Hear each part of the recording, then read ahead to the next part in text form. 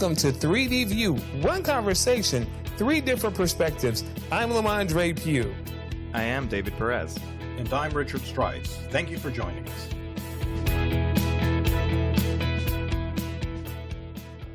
So today we want to talk about something that's happening, honestly, across the globe, but particularly here in the U.S., and that's the banning or villainizing of Chinese-based companies. As you know, the U.S. in particular has put out a lot of negative things about companies like Huawei and TikTok. And here recently, India banned TikTok from operating within its borders. And that's a loss of about 100 million users for TikTok. And now the U.S. is looking at doing the same thing. And they're actually looking at forcing TikTok to sell to an American company in about a month or so. And if that is not done, they will be completely banned. So we want to have a conversation about banning social media sites and other companies from operating within certain countries. And we wanted to talk about the ramifications of that. So guys, let's start the conversation. As I said, India had 100 million users that TikTok lost just by that ban. So that was a significant loss in numbers. And David, you may have more insight on this in terms of the global usage of TikTok and that. But what does that mean when a country like the United States says, no, we don't want you here? Yeah, well, just to so people understand the scope, the magnitude of TikTok, in 2020, they reached 800 million users across the globe. And that's of a company that started in September of 2016. So in 4 years, their growth has been outstanding. They, of course, have shifted their business model to something that was more attractive to Gen Z, and they simply clicked. They started clicking in 2019, and they revolutionized the world in 2020. And I think that's what has caught the attention of governments, because it is a very powerful tool for sharing information. It is also a very social media-like app that has the same ability that Facebook and Instagram and Twitter of getting to know you as a person and being able to target ads to you. And I think that that's scary for some governments. I can understand why they would be scared for people to have that access to information so broadly, so openly, and so easily managed by someone else, right? Because if you pay in social media, you're able to get in front of the eyes that you want to get in front of. That's what social media apps do. But I don't think that this is a TikTok problem. I think that that's a social media problem. That's why I said social media app-like features, because every single one of those social media apps has proven that they have the ability to do that. And not only that, they have also proven that they do it. With the 2016 election and the Brexit election, it was obvious that it was being done to harm democratic processes. So what do you think, Richard? Why would you ban it, or why wouldn't you ban it? Well, I think from a government standpoint, throughout history, we've seen how controlling information and paths of information to their population has always been, going back, thousands of years. Controlling information is a way of being able to control a population. One of the things I think is very scary, as has been prevalent now for a number of years with social media, is that breaks their ability to be able to do that. With every individual that has a handset and this app, they're able to have that large, broad audience to everyone, to other like-minded thinking people. And this may be directly opposed to a specific ideology of a government. And that is very, very dangerous. So if you're a government, you can see how that could be a large problem. And so from that standpoint, that's one of the main reasons of them trying to curtail this. The Arab Spring is certainly, I think, in more modern times, the first instance where social media proved to be instrumental in being able to rally a large group of individuals and to organize, where that would have been extremely difficult given more print media and this sort of a type of communication. So that is something that's very, very difficult and challenging for an oppressive type government, where being able to clamp and control information is challenging. And then on the flip side of that, of course, and this is the tightrope that governments use walk with these apps, is because the flip side of that is that they're able to monitor each individual as a result of having these apps. So it's a delicate balance that they walk in, wanting to be able to have the benefit of being able to control or be able to gather information and monitor, versus the adverse effects of individuals being able to organize and disseminate information that they may not want to otherwise. And so I think it's that challenge why we see the prevalence of these apps, and they're not immediately shut down as soon as they come up, because there's two sides to that equation, and them trying to balance it out. And as soon as it tips too far the one way, where there's more detriment they see than benefit, they want to just shut it down. And of course, that has a huge adverse effect to the populations that have created livelihoods associated with using those apps. Absolutely. And I will tell you, David, I think you're right when you say that it's not a TikTok issue, but it's a social media issue. We've seen what the rise of social media has been able to do, not only in terms of, people being connected and the things that it purports on the surface, but what it means for things like entrepreneurs, what it means for being able to mobilize movements, what it means to being able to just share who and what it is that you are. But we've also seen it in the manipulation of the outcomes of elections. We've seen it, as Richard said, with the Arab Spring. We've seen it even in terms of the U.S. electing its first African-American president. Social media was a major part of that campaign. It was the first time that a campaign had ever used social media so effectively and legally, I might add, on the service to mobilize people. So social media has been an incredible agent of change. But just like Richard said, I do believe that, and the key word here is oppressive. Oppressive governments absolutely would want to control access to information, spread of information, and how things move. And actually, oppressive governments would also want to get in there and manipulate information and how information is spread and how information is used. But honestly, I think the cat is out of the bag. Yeah. I don't believe that you can push that genie back in the bottle. Yes, governments can take massive swings in terms of banning certain apps and certain platforms. But the truth is, I really believe, particularly in a country like the United States, that there's always going to be people that create and push it out there. And honestly, the public will eventually demand it. We know for a fact that much of the outrage against TikTok is vindictiveness. Here in the U.S., it is simply it's retaliation. It's retaliation. Absolutely. Right. Oh, you messed with an outcome that I wanted. You fooled me, foiled by those kids.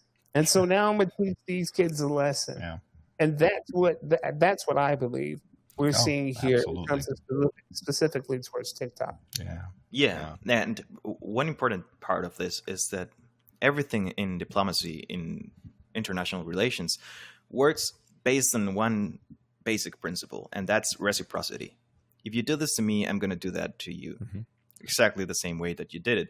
Because governments can't appear to be weak to their own people, and much less to people outside of their own country. So the game that the US is playing right now is a very dangerous game, because just as they are banning Chinese apps, because of course we have talked about the ban of TikTok, but this is also a ban on WeChat, a massive app.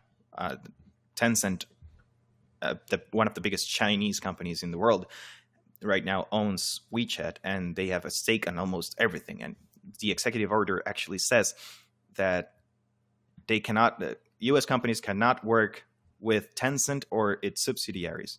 So that's going to be a scary situation for a lot of industries because Tencent has their hands on everything. In everything, But yeah. imagine what could happen if China comes and says, okay, so you don't want to work with us, we're not going to let Apple sell their phones here. What's going to happen to Apple's stock when their biggest market growth right now is China? What's going to happen with Google if they cannot have access to the 1.3 billion people that live in China? Right. Well, again, that's what's so critical about being able to work in a more unified way as opposed to nationalism or this nationalist idea where we do it alone, and that just it just can't exist anymore. The WeChat is such an important aspect. It's pervasive into every aspect of a Chinese individual's life. They do their banking, they do their bill paying, they do their food, they do their traveling, their logistic and mapping and so forth. Everything is all done through WeChat. Their communication with talking to friends and family and so forth.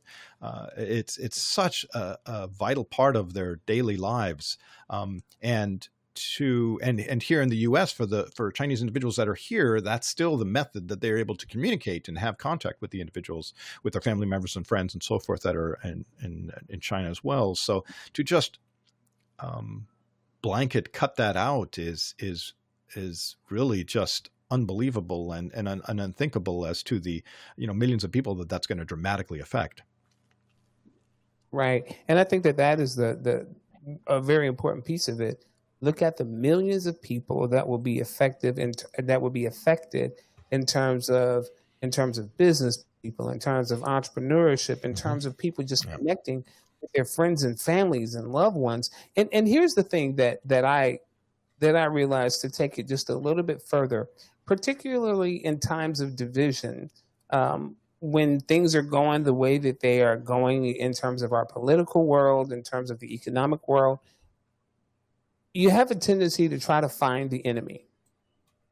Identify who the bad guy is. Identify someone or something or some ideal that we can all rally around to say that's the enemy and that's the way we have to go. And I really believe that that's a part of what's happening here as well. Is you create this enemy that you want to get everybody to rally around. I think the problem this time, though, this is not, bombs dropping out of the sky. This is not that it's territory. They've crossed a border into another country. That's not what this is. What this is really what I believe a large part of the new frontier is. This is information. Mm-hmm. This is analytics. That's what this is. And unfortunately, because as you said, David, what happens when that turns around and now they're saying, no, Apple can't sell its phones here or Google doesn't have access here. Now you're really hurting your own people. Now you're really hurting the people who you are supposedly trying to protect. And the real truth is, it really is a false war. It's a false narrative that's being purported.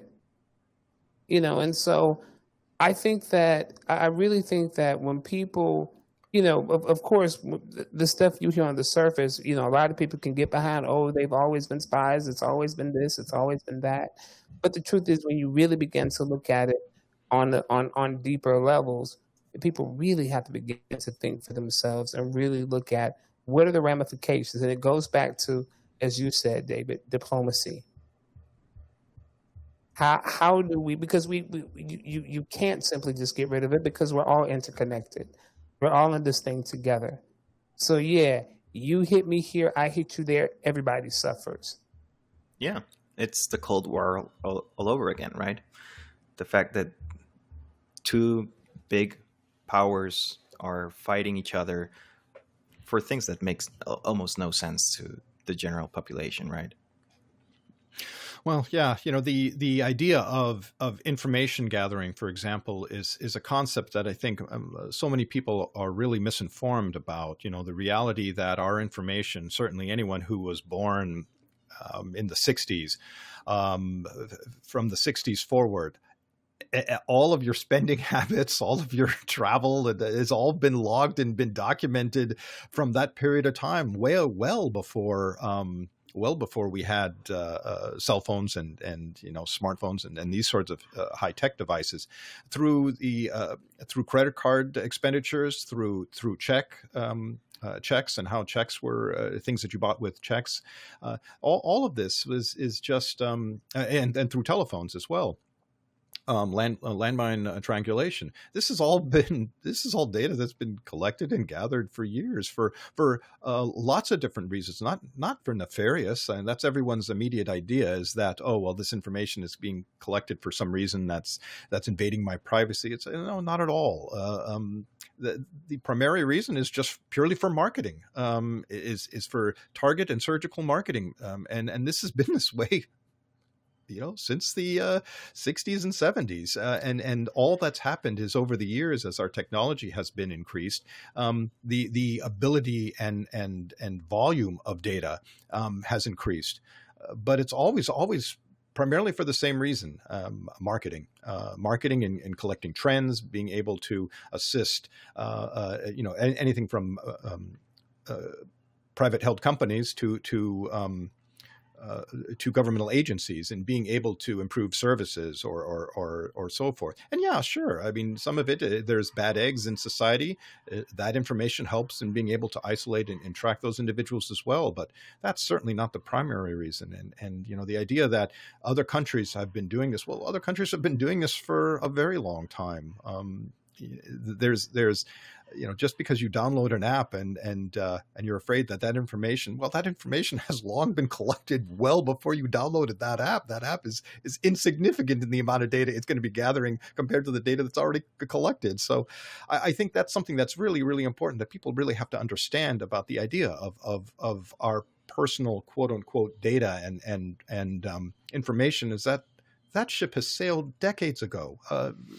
There really is. We truly have no privacy at that level anymore, and that's something that we all of us have bought into societally decades ago.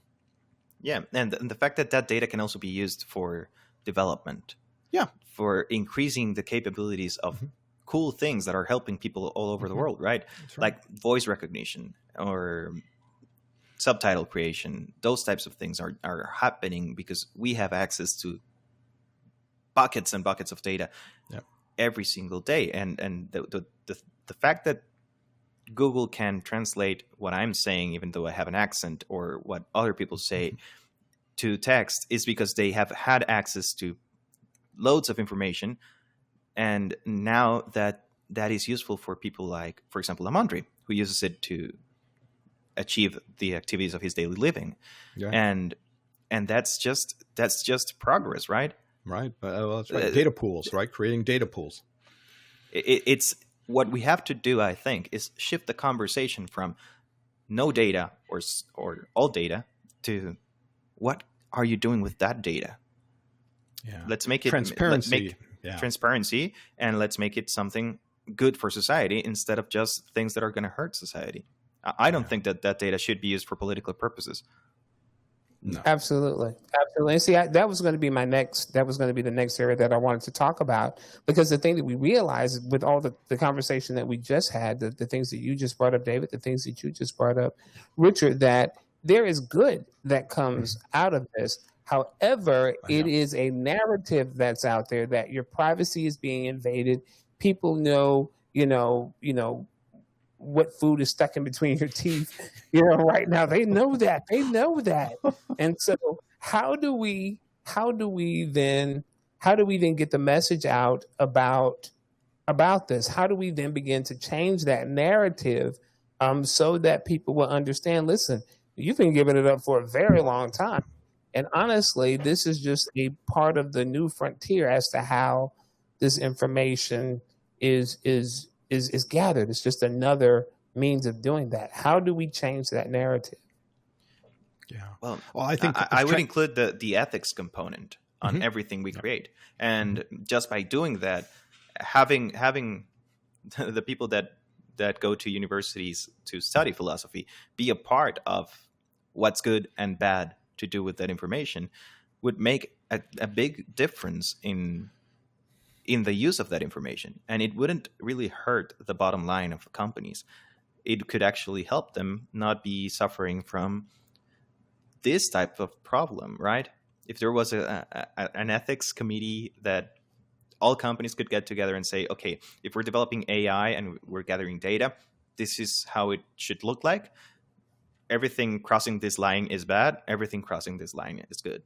Yeah. I think that would help every single one of those companies. That's a really important point, because I tell you, when we hear that, when we hear about these kinds of things, it is literally like they're pirates on ships that's just coming to, absolutely ravage us and take all of our take a bounty from us. So I think that ethical piece is important, particularly when you talk about the companies coming together with people who are really sound in terms of ethics and determining what that is. Richard, I'm sorry, go ahead. Oh, no, I was just going to say that, certainly that ethics a piece of the puzzle has something that's been slow coming and almost non-existent, especially I know in the scientific community, ethics with artificial intelligence is something that has been in the discussion, but not necessarily in the forefront. One of the challenges that we faced with the development of the technologies that we have, with us and around us all day long, is that they've advanced far faster than our ability to come up and deal with morality and ethics issues associated with them.